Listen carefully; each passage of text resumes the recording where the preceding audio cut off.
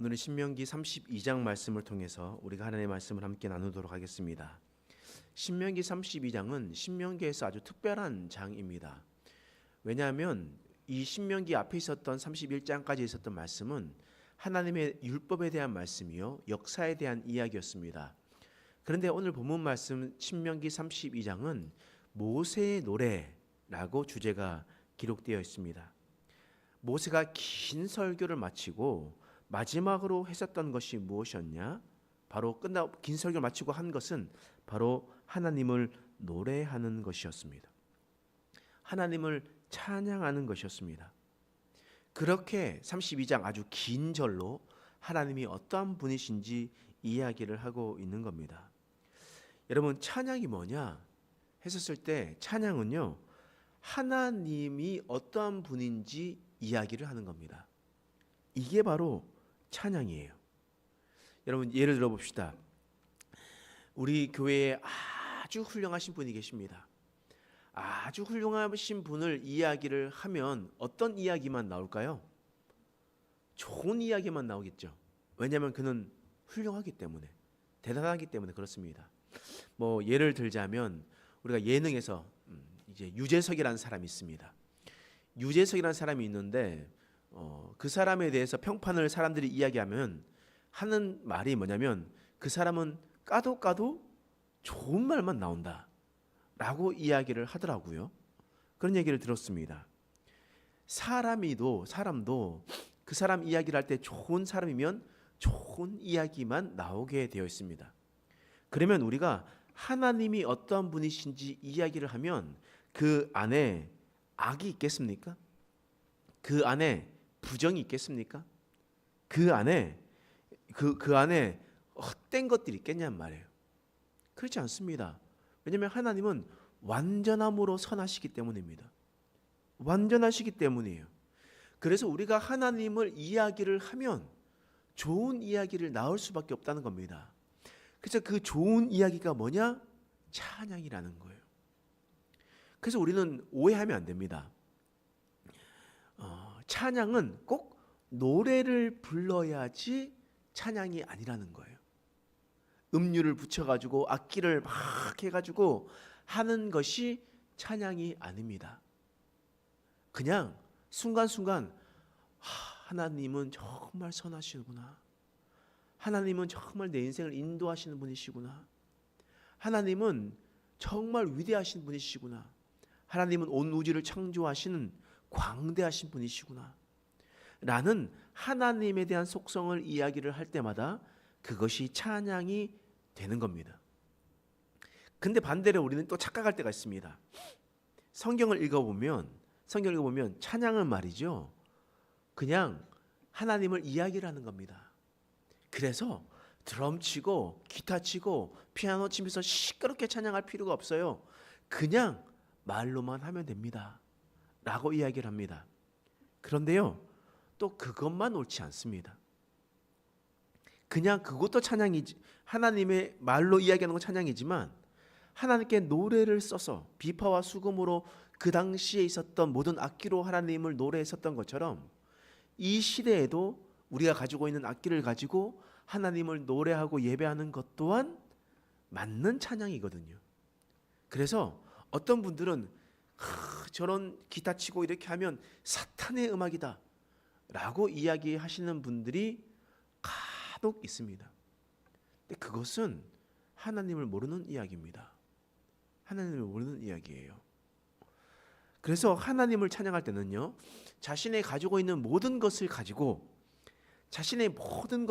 하나님을 높이는 데 사용해야 됩니다. 그것이 하나님을 찬양하는 거예요.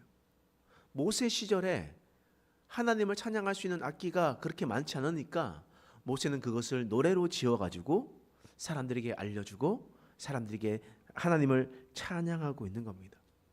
그럼 어떻게 찬양하고 있냐? 자, 6절 말씀입니다. 읽어보겠습니다. 시작. 신명기 32장 6절 시작.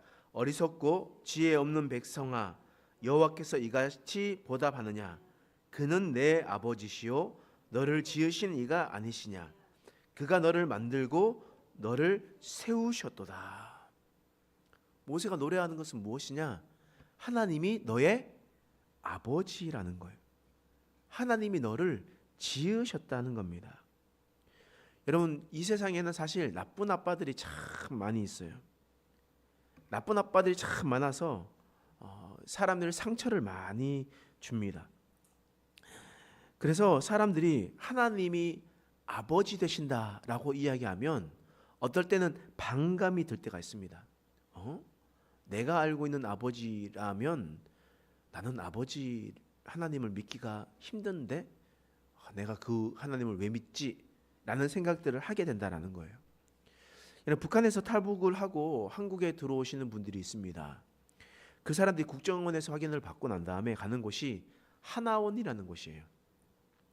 하나원에 가는 교회, 제가 영락교회 사역에 있었을 때 영락교회에서 하나원에 분에 계시는 목사님들 좀 파송하고 이랬었거든요. 그래서 그곳에서 사역하시는 분들의 이야기를 종종 들었습니다. 그 사람들의 이야기가 뭐냐면 그들이 성경에 대해서 이야기를 하고 나눔을 가질 때 성경에 대한 큰 반감을 가진다고 합니다. 그것이 왜냐? 그것을 성경을 자세히 들어보니까 이 이야기가 김일성, 김정은, 김정은에 대한 이야기와 흡사 비슷하다고 이야기를 하더라고요.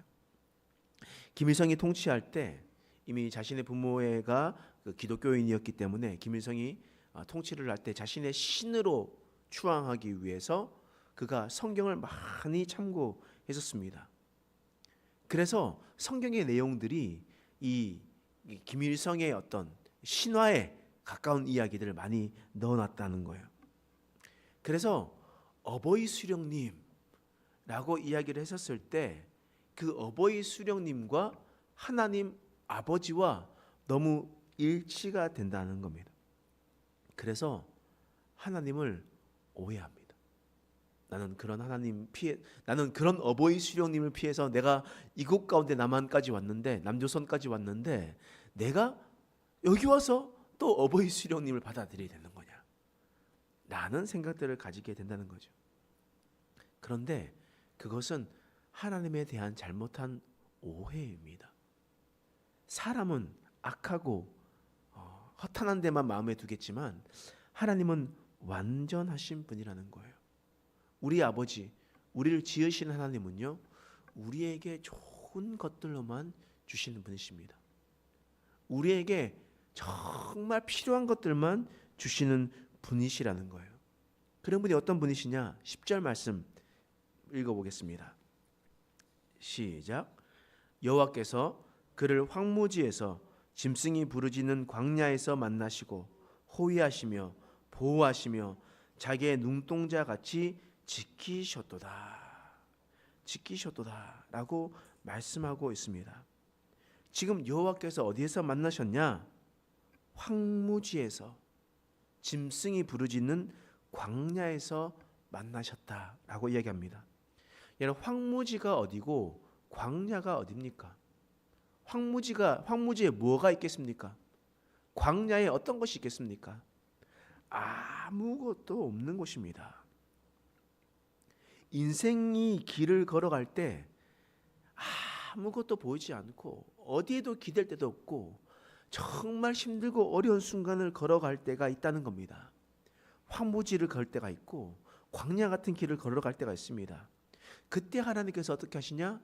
그때 하나님께서 우리를 만나 주십니다. 만나 주실 때 호위하시고 보호하시고 자기 눈동자와 같이 지키신다라고 하나님께서 우리에게 분명하게 말씀하고 있는 겁니다. 우리가 생각하고 있는 나쁜 아버지는요, 우리의 길을 황무지의 길로만 내멉니다. 광야 길로만 내멉니다. 그리고 우리를 버립니다. 그러나 우리의 진정한 아버지는 어떤 분이시냐? 황무지 길을 우리가 걸어갈 때, 우리가 광야 길을 걸어갈 때 그곳에서 하나님 아버지는 우리를 만나 주십니다. 그리고 우리를 지키시고 보호하십니다. 마치 눈동자와 같이, 자기 눈동자와 같이. 여러분, 우리 몸 중에서 가장 순발력이 뛰어난 것이 어디겠습니까? 눈꺼풀이에요. 눈꺼풀. 다른 때는 잘 모르겠는데 다른 때는 이렇게 놀라면 한 대 맞고 아 이렇게 이야기하는데요. 눈 쪽으로 날아오는 순간 눈꺼풀은요 기가 막히게 아주 빠른 속도로 반응해서 눈을 보호합니다. 눈을 보호해요. 근데 하나님께서 뭐라고 말씀하시냐? 자기 눈동자와 같이 지키셨도다. 우리를 보호하실 때 이러한 반사신경으로 하나님께서 우리를 지키시고 보호하신다 라고 하나님께서 말씀하고 있습니다. 여러분, 하나님은 좋으신 분이십니다. 하나님은 까도 미담만 나올 수밖에 없는 그러한 완전하신 분이십니다. 그런 분이 우리의 아버지십니다. 우리의 아버지가 우리가 광야길 황무지에 걸어갈 때 그곳에서 우리를 만나주시고 그곳에서 우리를 눈동자와 같이 지켜주신다 말씀하셨습니다. 우리가 일생을 살아갈 때 우리 모세와 같이 하나님을 찬양하고 노래하며 우리를 보호하시고 지키시는 하나님을 생각하며 찬양하며 나가는 저와 여러분 되시길 간절히 축원합니다. 기도하겠습니다. 하나님께서 우리의 아버지 되심을 감사합니다. 우리는 피조물이요 심판받아 마땅할 자이지만 하나님께서 우리를 양자 삼으셨습니다. 자녀 삼으셨습니다. 우리가 늘 그 은혜를 기억하며 살아가게 하여 주옵소서. 혹 우리의 가는 길이 황무지 같고 광야길 같다 할지라도 하나님께서는 그곳에서 만나주시며 우리를 보호하시는 분인 것을 우리는 믿습니다. 하나님, 우리가 그 걸음을 걸어갈 때마다 하나님을 끝까지 신뢰하는 자들이 되게 하여 주시옵소서. 온전히 하나님만을 의지하며 하나님께 우리의 모든 것을 맡기며 나아갈 수 있도록 도와주시옵소서. 감사드리며 예수님의 이름으로 간절히 기도드립니다. 아멘. 우리가 말씀